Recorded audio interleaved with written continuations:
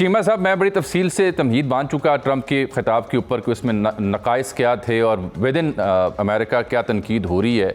फिर 62% Washington post के मुताबिक लोग चाह रहे हैं कि जी फ़ौज नहीं हम भेज सकते। लेकिन इसमें मैं देख रहा हूँ कि एक CIA के ऑफिसर गुजरे हैं, जॉन किरियाकू। उन्होंने पियर्स मॉर्गन के पास बैठ के गुफ्तगू की कि जब वो CIA में थे तो हर बार जो इसराइली प्राइम मिनिस्टर थे वो DC जब आते थे कहते थे ईरान पर बमबारी करें। तो हर उस दौर का जो सदर था वो नहीं ना करता था, इसराइल की बात नहीं मानता था। लेकिन अब उनका मानना है कि Trump was duped by Netanyahu in a war that we can not win. ये किस बात का एतराफ़ किया जा रहा है? क्या ट्रंप नेतन्याहू के हाथों खेल गया? देखिए, मैं वैसे जामी साहब फ्रैंकली स्पीकिंग ये समझता हूँ कि ट्रंप नेतन्याहू के हाथों नहीं खेला, ये ट्रंप के अपने इंटरेस्ट भी थे। How come? हम शायद ये समझते हैं कि पिछली जो हुकूमतें थी वो बड़ी सियानी थी और ये थोड़ा सा बंदा जो है इसका माइंडसेट डिफरेंट है। बिल्कुल नहीं। वो देखिए, वो एनर्जी सुपरियॉरिटी के लिए आया था वहां पे। अच्छा। लेकिन उसको चीजें डिफरेंट मिली वहां पे। उसको जो एस्टैब्लिशमेंट ने ब्रीफ किया था या उसकी जो असेसमेंट थी वो कुछ और थी। वो कहता था मैंने चाइना जाऊंगा तो मैं शी जिनपिंग के सामने बैठ के तो एनर्जी डोमिनेंस के साथ मेरे पास होगी और मैं फिर बात करूंगा। और वो समझ रहा है कि मैं चाइना का मुकाबला इकोनॉमिकली नहीं कर पा रहा, वो बड़ी मैन्युफैक्चरिंग हब बन गई है, टैरिफ भी लगा लिए थे, तो करना क्या है। बीच में मसला ये था कि ये ईरानी आगे हालात बने हुए थे, मिडल ईस्ट में गजा वाली जंग हुई थी, चीजें अभी राइप थी, तो ये चले गए और वहां पे। और आपको पता है कि याद रखें कि ट्रंप साहब के इर्द गिर्द जो लोग हैं, जो इन्फ्लुएंशियल लोग हैं, वो बिजनेसमैन हैं सारे। इटसेल्फ ट्रंप साहब, उनके बच्चे, उनकी फैमिली। तो इस चीज को कि ट्रंप साहब कुछ ऐसा करें जिसमें फाइनेंशियल जो गेन ना हो, ये मानने वाली चीज जो है वो नहीं है। अब बाकी जो कुछ अभी तक हो रहा है, आपने कहा कि वो ये कह रहे हैं कि अमेरिका के अंदर ओपिनियन इतनी हाई नहीं है कि हमें लोग भेजने चाहिए। अब जब जंग शुरू करनी थी तब कौन सी ओपिनियन इसके हक में थी, और उनको ओपिनियन का कौन सी फिक्र है कि दुनिया की ओपिनियन या अमेरिका की ओपिनियन हमारे बारे में क्या कहेगी। ये तो देखिए ये पिछली हुकूमतें जो थी, डेमोक्रेट्स थोड़े ज्यादा केयरफुल है इंटरनेशनल ऑर्डर, पार्टनर्स, अलायंस के हवाले से। रिपब्लिकन तो ये केयर नहीं करते कि क्या कर रहे हैं। जिस अंदाज से ट्रंप साहब ने रात को फ्रेंच प्रेसिडेंट के बारे में बात की है या बर्तानिया के बारे में बात करते हैं, ये अमेरिकी सदूर का ये स्टाइल नहीं रहा। तो मुझे लगता है कि ये सारा कुछ वो जो कर रहे हैं बाय ऑन पर्पस कर रहे हैं। एक बात मैं कह दूं, ईरान को इस चीज को समझ लेना चाहिए।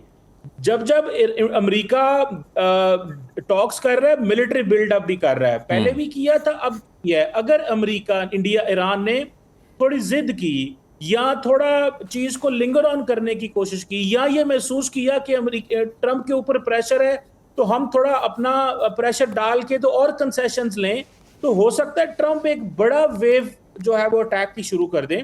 मैं इसकी मिसाल दे दूं आपको, जब इंडिया के साथ टैरिफ के ऊपर डील हो रही थी, तो जब इंडियंस को लगता है हम बार बार डील के करीब आ रहे हैं, तो इंडियंस अपनी पोजीशन हार्डन कर देते थे। तो वो डील भी लेट हुई और इंडिया को बहुत कुछ देना भी पड़ा। तो मेरा ख्याल है कि अमेरिका ने एग्रेशन किया है, लेकिन इसके बावजूद अपने लोगों को भी बचाना चाहिए और डिप्लोमेटिक टेबल पे बैठे हुए इंसेंटिव भी लेने चाहिए और कंक्लूजन की तरफ भी जाना चाहिए।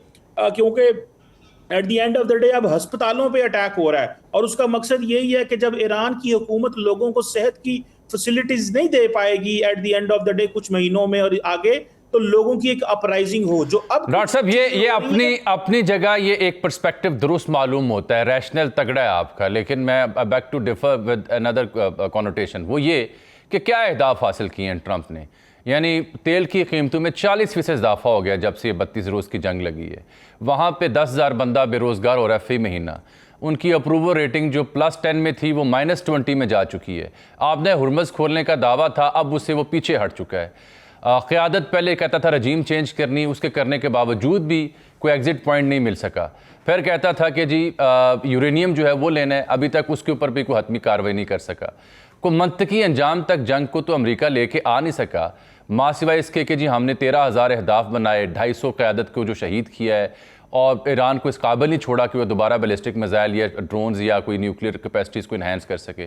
सो मैं ये समझना चाह रहा हूँ कि what exactly he has achieved in this war so far, क्या मिला है?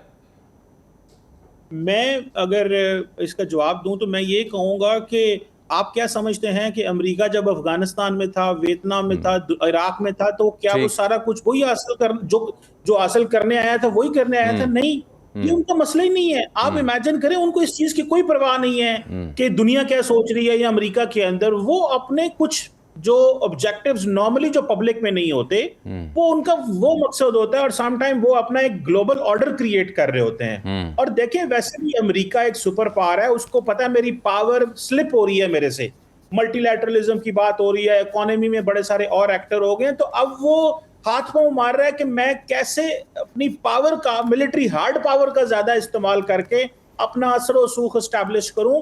तो ये बेसिकली एक, इसीलिए इंटरनेशनल लॉ की वायलेशन भी है, कवानीन भी तोड़े जा रहे हैं, बड़ा अब्रप्ट किस्म के फैसले भी किए जा रहे हैं, ड्रास्टिक किस्म की चेंजेस हैं।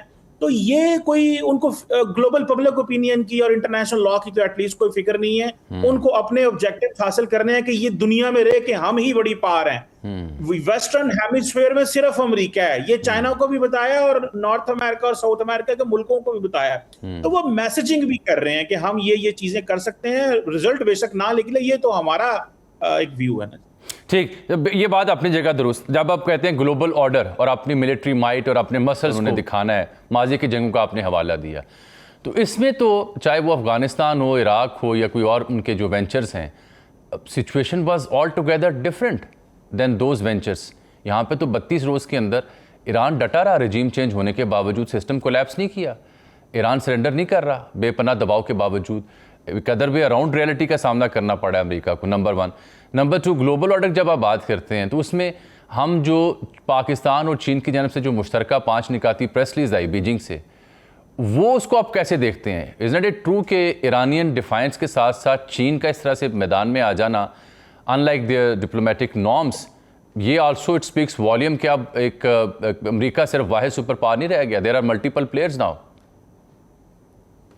देखिए सर, बात ये है कि जो चाइना पाकिस्तान के वजीर खारजा गए थे ना, वो उसके नताइज तो बहुत जबरदस्त आए हैं। वो ये कि आप सिर्फ ये देखें कि जो चाइनीज मिशंस हैं पूरी दुनिया के अंदर, वो सारे इसहाक डार के विजिट को हाईलाइट कर रहे हैं। यूनाइटेड नेशंस के अंदर, फ्रांस के अंदर मैंने दो मैंने देखे हैं, और भी मुल्कों के अंदर जो चाइना के मिशन है, वो जो एम्बेसीज हैं वो पाकिस्तान के फॉरेन मिनिस्टर के विजिट को डिस्कस कर रहे हैं। तो इट मींस कि ये किस तरह चाइना के पास ये पहली एक अपॉर्चुनिटी आई है कि वो मिडिल ईस्ट के कॉन्फ्लिक्ट में एटलीस्ट उससे मिल रहा है जो फैसिलिटेशन का मेन रोल प्ले कर रहा है। तो चाइना भी इसको एम्पलीफाई कर रहा है इस चीज को।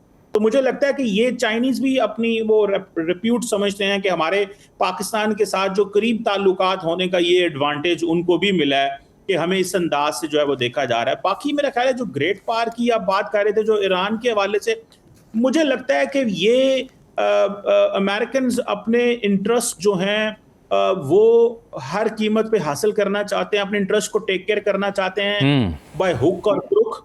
उनको दुनिया क्या कहती है कोई फर्क नहीं है, घर में क्या कहते हैं कोई फर्क नहीं है, ट्रंप साहब के पास आखिरी 2-2.5 साल हैं, उनको कोई फर्क नहीं है। मैं समझता हूँ इसीलिए मेरा ईरान के हवाले से एक जो सजेशन थी कि बचना चाहिए। नहीं, वो तो ऑब्वियसली और बड़ी डिस्ट्रक्शन के टेबल पे बैठे हुए हैं, वो तो नहीं, वो तो विलिंग, बात ठीक है, टेक्निकली बात आपकी ठीक है कि जिस हद तक मुमकिन हो इससे बचना ही चाहिए ऑब्वियसली। लेकिन आप देखिए ना कि जब भी कोई मुज़ाकरात की कहानी शुरू होती है, सो एक ऐसा स्पॉइलर है जो उसको टारगेट करता है, इसराइल मेरी मुराद। अब कल ही देख लें, कमाल खराजी जो हैं उनके एक्स फॉरेन मिनिस्टर, वो पार्ट ऑफ द प्रोसेस थे निगोसिएशन में, ही वॉज लीडिंग पाकिस्तान वाला वो या जेडी वैंस वाली कहानी इनडायरेक्टली, तो उसको टारगेट किया इसराइल ने। ही लॉस्ट हिज वाइफ, शहीद हो गई मोहतरमा, खुद ज़ख्मी हुए। फिर दूसरी जाने मैं देख रहा हूँ कि अब ये एक डॉन डर्फी है जो यूएस फॉरेन पॉलिसी एडिटर है, उसने रॉयटर्स को इंटरव्यू दिया। वहाँ वो कह रहा है कि असल में गल्फ़ के कुछ ममालिक हैं जो अमेरिका पे दबाव डाल रहे हैं कि नहीं, जब तक ईरान को पूरा वीकेंड नहीं आप करते, आपने हुर्मुज़ नहीं खोलते, तब तक ना जाए। तो अपार्ट फ्राम इसराइल ये जो स्टोरी दूसरी है इसको नथी करें, तो इसका मतलब है कि he is being hostage now. मुझे लगता है कि ये जो अरब ममालिक का व्यू है ना, मुझे तो लगता है वो चाहता ही है कि मेरा तेल बिके। वो अरब ममालिक का तेल क्यों बेचना चाहेगा, और वो क्यों हेल्प करेगा इनकी कि इनकी जो है वो, देखिए जो कमोडिटी ट्रंप के पास है वो तो कहता है मेरे पास से तेल ले लें, और दूसरों को कह रहा है जाओ जाकर खिलवा लो, स्ट्रेट ऑफ हॉर्मज़ खिलती है तो आपसे। तो मैं तो इसको इस समझता हूँ कि वो ट्रम्प को तो इस चीज़ से कोई गर्ज नहीं है कि मिडल ईस्ट में क्या कहेंगे ये और इधर क्या है, और वो तो कह रहा है कि मैंने इनसे पैसे लेने हैं। मैंने जो जंग का खर्चा है इनसे पूरा करना है हमने। 200 और अरब। जिस अंदाज से वो बात करता है, जिस अंदाज से वो बात करता है, देखिए वो बड़ी खतरनाक है। और दूसरी बात है रह गई इजराइल की। देखिए इजराइल तो आप जैसे कह रहे हैं एक स्पॉइलर है। वो तो इस वक्त इस चीज पे लगा हुआ है कि मैं सोसाइटियल इंफ्रास्ट्रक्चर तबाह करूं, लोगों की अपराइजिंग हो, लोग कहें कि ये हुकूमत हमें डिलीवर नहीं कर पाएगी, ये हुकूमत जो है ये अब इस काबिल नहीं है कि ये हमारी हेल्थ, एजुकेशन और बेसिक नेसेसिटीज को पूरा करे, और इसको इतना लाचार और कमजोर कर दो कि लोग दोबारा उठ खड़े हों, क्योंकि वो समझते हैं कि रजीम तो गिरा नहीं है। विलायत फकी भी गई है, आयतुल्ला खान का बेटा भी दोबारा आ गया पावर में, आईआरजीसी की स्ट्रेंथ भी है, वो हमें रिस्पॉन्ड भी कर रहे हैं, वो जीसीसी ममालिक पे हमले भी कर रहे हैं। तो मतलब जो चाहते थे वो तो मिल नहीं रहा।